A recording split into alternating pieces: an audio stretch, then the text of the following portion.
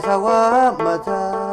Bede Waaqayyo maali Jenne oso gafanne Akka nurra darbuufi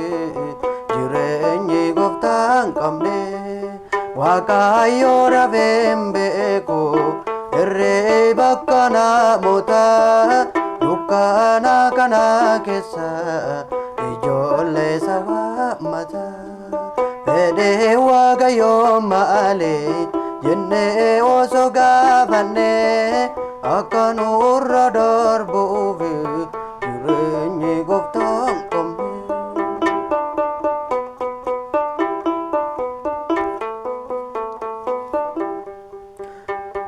Egaa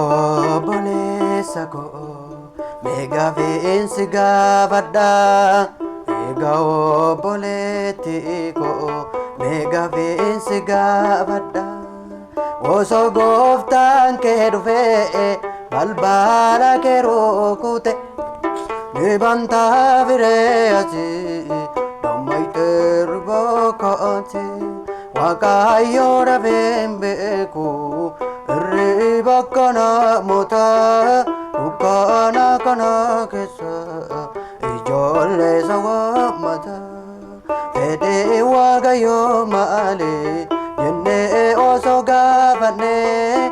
Akka nurra darbuufi Jireenyi gooftaan qabne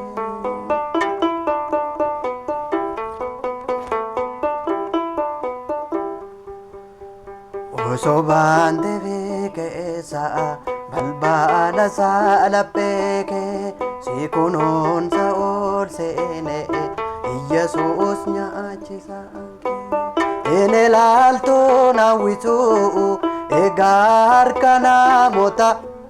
Kennaasaa isaan dhumne Barruusaa keessa nyaata Waaqayyo dhabeen beeku Irree bakka namoota Dukkana kana keessa Ijoollee sawamata Fedhii Waaqayyo maali Jennee osoo gaafanne Akka nurra darbuufi Jireenyi gooftaan qabne Akka nurra darbuufi